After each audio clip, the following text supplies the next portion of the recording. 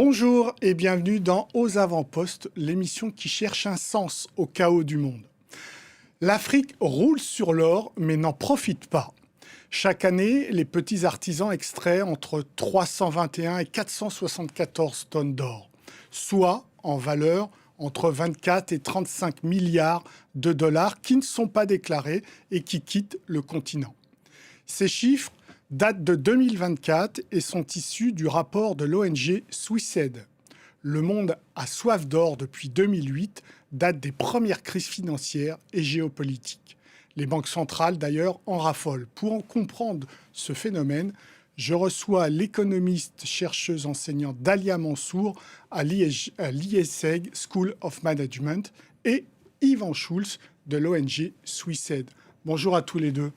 Bonjour. Alors, Yvan Schulz, j'ai donné ces chiffres, précisant qu'ils dataient de votre rapport de 2024. Est-ce qu'on est à peu près dans la tendance toujours en 2025 ? Oui, donc dans le rapport publié en 2024, on a utilisé les derniers chiffres disponibles qui étaient pour 2022 en fait. Ouais. Donc depuis, on travaille sur des analyses par pays. Et ce qu'on voit, c'est en tout cas pas une diminution de ces chiffres de production. Et pour plusieurs pays, on voit une augmentation.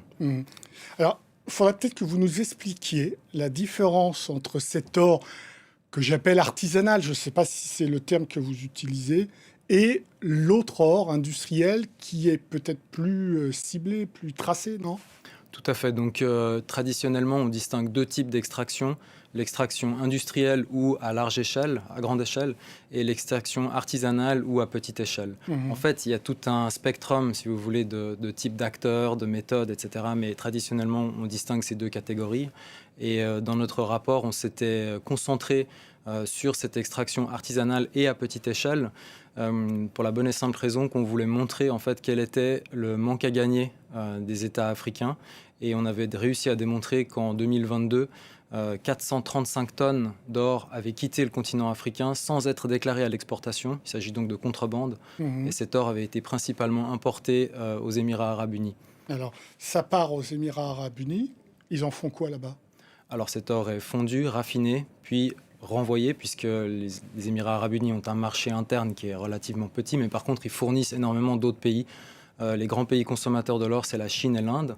Mais la Suisse joue également un rôle important en tant que plaque tournante. Donc les Émirats arabes unis vont envoyer une partie de leur or également en Suisse, où il est à nouveau refondu, raffiné. Il y a une nouvelle étiquette posée sur les lingots. Et ensuite, vraiment, ça peut aller un peu partout, mais notamment à Londres, dans des stocks. Londres est une place connue pour le stockage d'or. Dalia Mansour, ça vous surprend ou pas cet appétit d'or qui se serait réveillé depuis un certain nombre d'années ? Non, pas du tout, ça ne me surprend pas, puisque 2008, il y a eu un réveil sur les conséquences durables des crises. Et on a constaté que de plus en plus de pays utilisaient l'or comme un véritable rempart aux sanctions financières, aux aléas financiers, mais aussi aux incertitudes latentes. Et donc, l'un des moyens de lutter contre ces incertitudes et de démontrer sa souveraineté, c'est d'amasser de l'or. Donc, c'est tout à fait normal qu'on puisse constater des choses pareilles. Et ces circuits, vous les trouvez logiques ? On prend l'or en Afrique, ça part à Dubaï et puis ça revient en gros dans l'Occident, quoi. Alors, est-ce que c'est logique ? Ça, c'est toute une question, mais c'est plutôt la question, c'est pourquoi ? Et la raison, c'est très simple, c'est que l'or exerce plusieurs fonctions. Et l'une des premières fonctions de l'or, c'est d'avoir un refuge. Un refuge, c'est quelque chose dans laquelle on va se mettre sous un bunker, en quelque sorte, pour se protéger des aléas, des difficultés. C'est le fameux argent que la grand-mère met sous le matelas au cas où les coups durs et tout. Donc l'or, en fait, c'est ça que ça représente. C'est véritablement une valeur refuge. On est revenu à ça, vous voulez dire ? On est revenu à ça pour, en particulier, les pays émergents. Les pays émergents, pour eux, c'est une manière de démontrer qu'ils sont souverains, qu'ils peuvent contourner aussi les sanctions, parce qu'on ne peut pas geler des lingots d'or. Alors, on peut geler un compte, tout à fait, ça c'est normal, mais je ne vois pas comment est-ce que vous allez geler un lingot d'or que j'ai chez moi, placé dans un coffre-fort. Ça, c'est pas possible. Donc, c'est une manière de répondre, en fait, au monde, aux relations internationales, pour dire je suis autonome, je suis indépendant. Donc, Yvan Schulz, dans les circuits que vous avez identifiés, on part de l'Afrique, hors artisanal, non déclaré. Ça va à Dubaï et vous nous dites qu'une partie peut aller en Inde, une autre partie revenir en Suisse et à Londres. Sous quelle forme? Est-ce qu'à ce moment-là, c'est des lingots ou alors c'est de la bijouterie? Je ne sais pas comment c'est fondu. Alors c'est une bonne question parce qu'effectivement, il y a le circuit des lingots. Et là, Il démarre où? À Dubaï ou pas ce circuit? C'est fondu en lingots ou pas? alors, si vous voulez, l'or, il est fondu plusieurs fois au fil de la chaîne d'approvisionnement et puis il est raffiné plusieurs fois aussi pour arriver à un degré de pureté de 99,99 quand il sort par exemple d'une raffinerie suisse certifiée par le standard de la branche qui est la London Bullion Market Association. Donc ça dépend, il peut sortir du Mali sous forme de lingot déjà, mais ce sera un lingot de doré d'un niveau de pureté, disons de 90 et quelques pourcents, donc 90 et quelques pourcents. Donc ils font des lingots en Afrique déjà? Le lingot, c'est quoi? C'est un bloc d'or. Ouais. Hein. Donc oui, ils peuvent très bien faire des lingots, tout à fait. À partir d'un amas de paillettes d'or amalgamées, on peut tout à fait fondre ça et obtenir un lingot. Après, ce lingot, il va falloir le refondre. Souvent, il sera mélangé aussi avec d'autres types d'or, avec de l'or d'autres provenances ou de l'or qui provient par exemple du recyclage de vieux bijoux. Et c'est là où en fait on fait face à tous les défis de la traçabilité. C'est-à-dire quand on se retrouve avec un lingot d'un très haut niveau de pureté et d'un poids de 12 kilos, eh ben, à l'intérieur, il y a quelque part différents types d'or, de différentes origines et dont certaines sont peut-être problématiques. Parce qu'il y a le lingot, mais disait Dalia Mansour aussi, il y a ce retour à garder un petit peu d'or sous son matelas, mais il y a aussi dans un certain nombre de pays, l'Inde notamment, le rapport culturel à l'or, qui fait qu'on doit avoir des bijoux, pas forcément des lingots. Alors, disons, pour faire simple, nous en Occident, on fait la différence entre l'or d'investissement et puis les bijoux, ou en tout cas à l'heure actuelle, peut-être pas historiquement, mais dans d'autres régions du monde, le bijou peut être une forme d'investissement. Quand vous voyez ces énormes parures à Dubaï, dans le souk de l'or de Dubaï, vous allez peut-être rarement voir une femme porter ces parures-là. Elles seront vraisemblablement entreposées ou alors portées à de très rares occasions, un mariage, quelque chose comme ça. Mais par contre, leur valeur est le critère déterminant, en fait, l'achat. Vous parlez de blanchissement de l'or quand il passe à Dubaï puis il arrive en Suisse ou pas? Oui, bien sûr, dans la mesure où on perd la trace de cet or, et si c'est de l'or qui a servi à financer toutes sortes de trafics ou alors même des conflits armés, eh bien là, effectivement, on peut parler de blanchiment d'or quand il finit par rentrer dans le marché formel et qu'à un certain stade, il est certifié même par des normes de certification internationales. Et à Londres? L'association professionnelle principale s'appelle la London Bullion Market Association. Elle a une norme qui est très stricte, mais on a pu démontrer et pas seulement Suisse, aussi d'autres ONG, qui avaient des failles et que donc de l'or sale pouvait rentrer dans la chaîne d'approvisionnement et pouvait finir dans un lingot certifié. Alors, c'est un problème de régulation en Afrique, en particulier de chacun des pays. Il y a un certain nombre de pays qui ont réagi. Vous nous aviez dit que la Tanzanie avait réagi. Le Ghana vient de réagir en créant donc le Ghana Gold Board. Donc dorénavant, l'argent des petits artisans devra passer par cette institution ghanéenne qui achètera cet argent, cet or, pardon. Et ça depuis le 1er mai. On va écouter à ce propos le président du Ghana, donc John Mahama. Il s'exprimait le 8 juillet 2025 et il nous présente justement cette nouvelle institution, le Ghana Gold Board, qui permet d'acheter l'or des artisans. On l'écoute. Le Ghana Gold Board a été créé pour démanteler l'économie souterraine qui gangrène le secteur aurifère. Et l'inauguration aujourd'hui de la cellule opérationnelle du Gold Board témoigne de notre volonté d'agir avec détermination. Cette cellule opérationnelle ne constitue pas seulement un dispositif sécuritaire. Elle représente un instrument stratégique de transformation économique nationale, spécifiquement conçu pour restaurer l'intégrité, la responsabilité et la valeur du secteur aurifère ghanéen. Vous qui étudiez donc les différents systèmes de régulation, considérez-vous, Yvan Schulz, que c'est une bonne régulation? Alors, je pense que la réponse doit être un peu plus complexe et nuancée. Donc déjà, le contrôle sur cette extraction minière artisanale et à petite échelle, c'est une question qui se pose depuis très longtemps en Afrique et dans de nombreux pays. Et le Gold Board, c'est une innovation d'une certaine façon, mais il y a eu plein de mesures qui l'ont précédé. Et en fait, là, vraiment, le gouvernement ghanéen a décidé de donner les pleins pouvoirs à une agence pour acheter l'ensemble de l'or issu Agence de la... d'État, hein. Une agence étatique, oui, Ouais. tout à fait. Mm. Et pour acheter donc l'ensemble de l'or extrait dans les mines artisanales et à petite échelle, c'est réjouissant dans la mesure où ça dénote une volonté du gouvernement de mieux contrôler le secteur, de le réglementer, et puis aussi de pouvoir mieux bénéficier des rentrées d'argent en fait sur les taxes et notamment la taxe à l'exportation prélevée généralement sur cet or. Maintenant, il y a plusieurs défis qui se posent, on va dire. Le premier, c'est le Ghana, ces dernières années, a eu un gros problème avec les mineurs artisanaux illégaux, donc qui opèrent dans des zones protégées, qui opèrent sans permis, etc., etc. Et en fait, là, les quantités achetées récemment par le Ghana Gold Board, on parle de 66 tonnes sur les 8 premiers mois de l'année, sont telles qu'on a on soupçonne qu'à l'intérieur, il y ait de l'or qui a été extrait illégalement. Trop important, les quantités. Les quantités sont un peu trop importantes et un peu trop soudaines, on va dire. D'accord. Et le deuxième gros problème avec ces programmes d'achat des États, en fait, c'est le manque de transparence. Dans la mesure où on n'a pas repéré un seul programme d'achat de pays africains qui pratique une véritable transparence sur la source de l'approvisionnement, le devoir de diligence exercé, etc., etc. Mais là, c'est des petits artisans. Donc, de fait, leur or, ils la vendent à l'État. Donc là, on doit avoir des chiffres.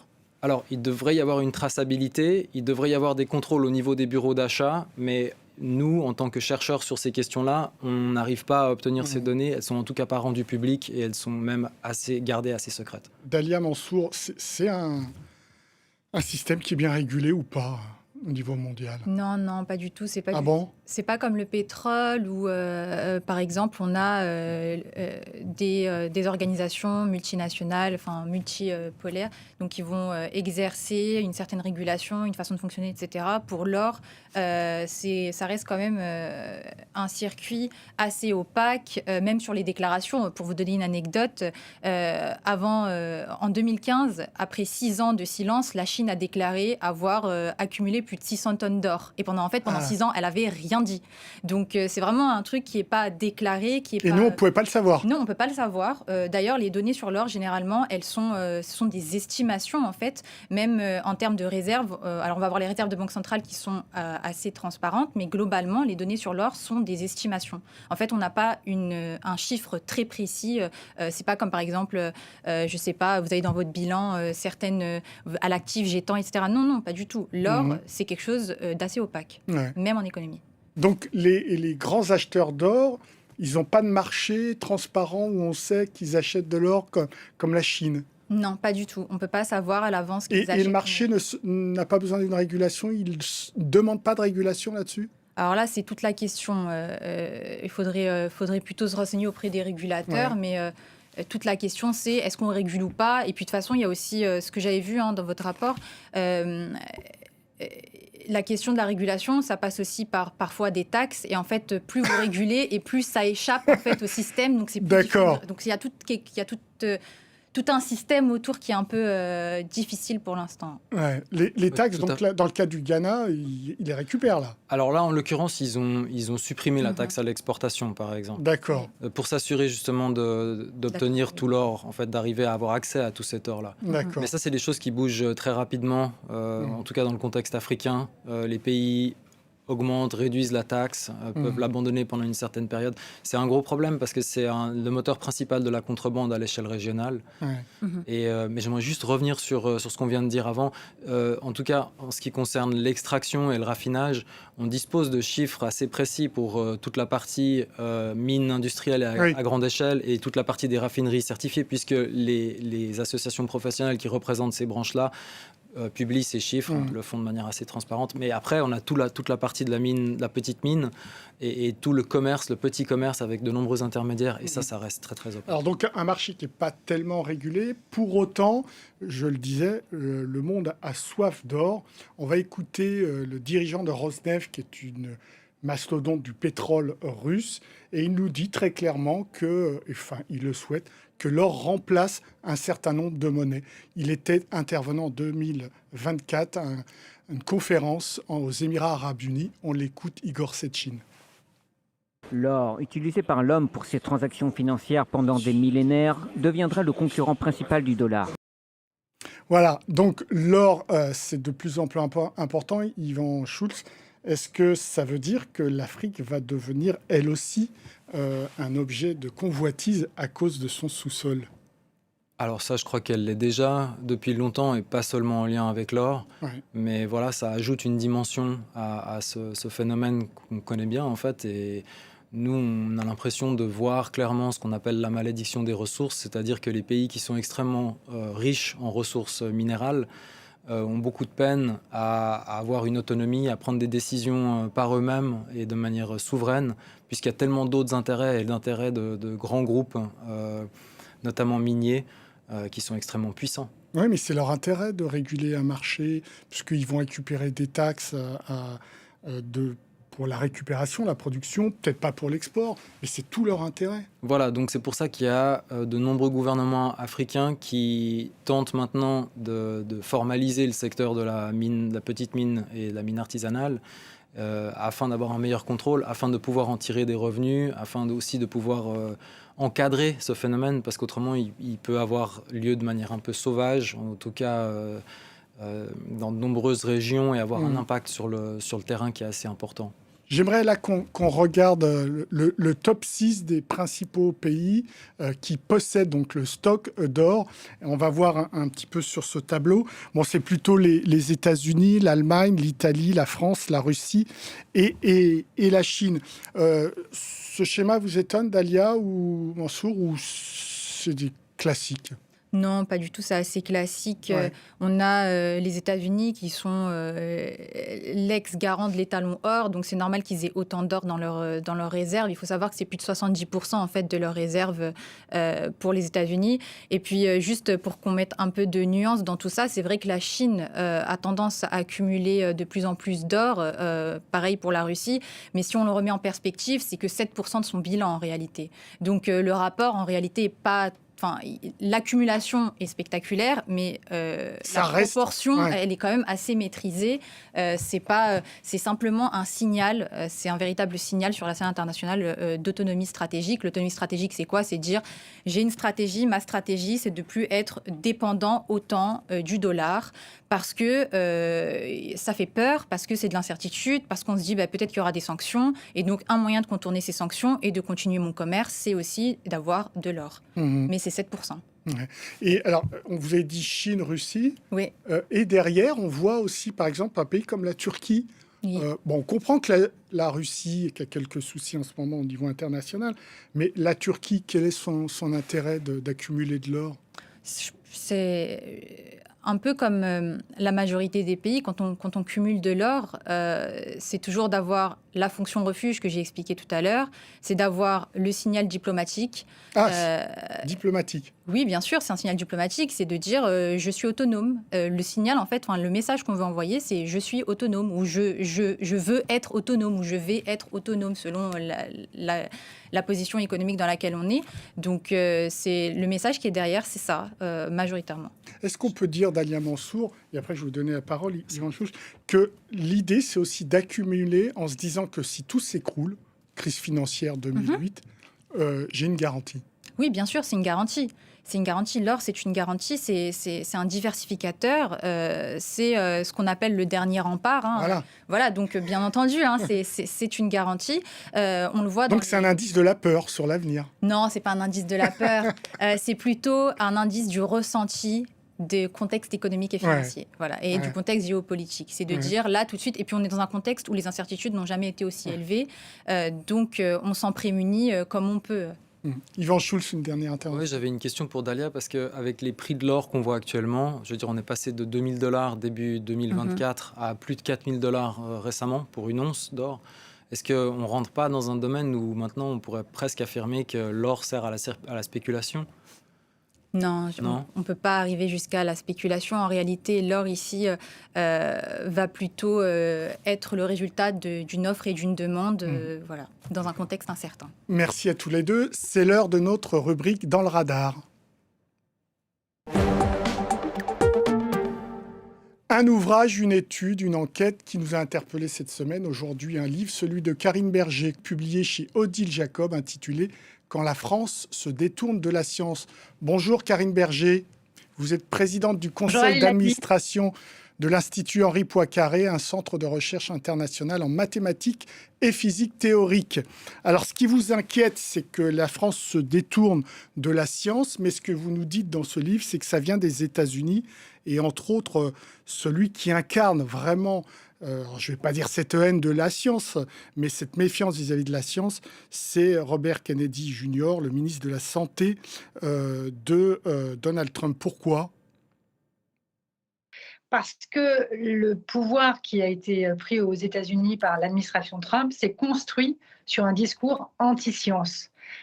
Si on prend le ministre de la Santé, il s'est construit politiquement sur ces attaques contre les vaccins, sur le fait que les vaccins causeraient des maladies, etc., et non pas nous protégeraient les gens. De la même manière, Donald Trump s'est construit politiquement sur son deuxième mandat, sur l'attaque contre les faits, contre la vérité scientifique, contre les chiffres, contre les données. Et c'est très intéressant de voir qu'après des années de discours de plus en plus anti-scientifiques sur les questions d'environnement, sur les questions d'égalité hommes-femmes, etc., ce soit pour la première fois aux États-Unis une prise de pouvoir politique sur ces questions-là qui a agrégé les gens et qui a fait voter les gens pour Donald Trump et son administration sur ces thématiques-là. Alors donc, votre livre part des États-Unis, mais vous dites que ça arrive en France, comme souvent des phénomènes. Vous citez Tchernobyl, la vache folle, et plus récemment, plus proche de nous, les OGM et les vaccins, les anti-vaccins. Vraiment, le phénomène est à la même hauteur qu'aux États-Unis ? On est très loin d'être arrivé à la même situation que les États-Unis, tout simplement parce qu'aux États-Unis, les attaques contre la science ont commencé il y a facilement 15 ans. Il y avait un livre qui avait été publié il y a une quinzaine d'années qui évoquait déjà la montée des anti-sciences aux États-Unis d'un point de vue politique. Mais la France n'est absolument pas protégée contre cette évolution. Depuis la crise du Covid, tous les indicateurs de confiance dans les scientifiques et dans les faits scientifiques s'effondrent en France. Aujourd'hui, quand on a moins de 35 ans, on a quasiment la moitié de la population de moins de 35 ans qui est sensible, qui croit à une affirmation anti-science du type la Terre pourrait être plate ou les vaccins créent des problèmes dans les cerveaux des enfants. Donc on a une montée de la croyance dans les affirmations anti-scientifiques qui est absolument spectaculaire en France depuis 5 ans. Karine Berger, est-ce qu'il faut distinguer anti-science ou méfiance vis-à-vis de la recherche ? Il faut, à mon sens, les rapprocher. Ce n'est pas la même chose. L'anti-science, c'est vraiment l'idée qu'on peut agréger politiquement des gens sur l'idée que la science est mauvaise. Et c'est ce qui est fait aux États-Unis et c'est ce qui est en train d'être fait sur certains aspects en France. La crise de confiance dans la recherche, c'est un phénomène encore plus global qui inclut évidemment les anti-sciences et qui en fait renvoie au rejet du progrès. Parce qu'il y a un deuxième phénomène parallèle à la montée de l'anti-science, c'est l'idée que en fait demain ça sera moins bien qu'aujourd'hui, que demain le futur, les futures connaissances, le progrès dans les technologies, le développement de nouvelles solutions pour faire de l'énergie, pour se déplacer, tout ceci, qui était vu comme quelque chose de positif par les Français il y a simplement 20 ans, est devenu quelque chose en fait de plutôt négatif. Et aujourd'hui, on a une très large majorité des Français qui pensent que la science, la recherche n'apporte pas plus de bien que de mal à la France. Donc c'est un phénomène de défiance plus global qui emporte évidemment, qui englobe le mécanisme anti-science, mais qui est tout aussi, on va dire peut-être plus problématique, qui est de dire au fond, on ne croit plus à notre futur, on ne croit plus aux recherches pour nous permettre de mieux vivre. Et ce rejet du progrès est là aussi très très fort en France, et c'est l'un des pays européens où c'est le plus fort. Karine Berger, dernière question. Est-ce qu'il ne faudrait pas du coup rendre la science plus démocratique ? Je veux dire par là qu'on n'interroge pas les peuples pour savoir s'il faut passer directement à l'intelligence artificielle. On n'a pas interrogé les peuples pour savoir s'il fallait construire les bombes atomiques. Est-ce que la science est suffisamment démocratique ? Elle manque de démocratie. Elle a manqué de démocratie, et c'est l'une des explications de cette défiance de plus en plus forte dans l'ensemble des faits scientifiques ou de la recherche scientifique. Donc oui, il faut absolument remettre le débat scientifique dans le débat démocratique et dans les décisions politiques. Ça a été fait par beaucoup de chercheurs, de tenter de donner des éléments compréhensibles à tous de ce qu'ils font, de ce qu'ils proposent. Mais aujourd'hui, les représentants politiques ne s'en saisissent pas assez et au fond ne permettent pas à ce débat sur les grands choix de notre société, que ce soit en matière de nucléaire, d'OGM, etc., à ces grands choix de se faire avec un débat contradictoire où on entend la parole des scientifiques et où on entend, parce que c'est ce qu'on entend pour le coup vraiment, la parole de ceux qui s'y sont opposés sur des faits, sur des vérités et pas uniquement sur de l'idéologie. C'est un grand combat démocratique à venir. Voilà. Merci beaucoup Karine Berger pour vos réponses. Merci beaucoup également à vous deux pour vos réponses. Merci. Aux avant-postes, c'est terminé. Vous pouvez retrouver cette émission sur france24.com, sur nos réseaux sociaux et sur nos podcasts. Au revoir.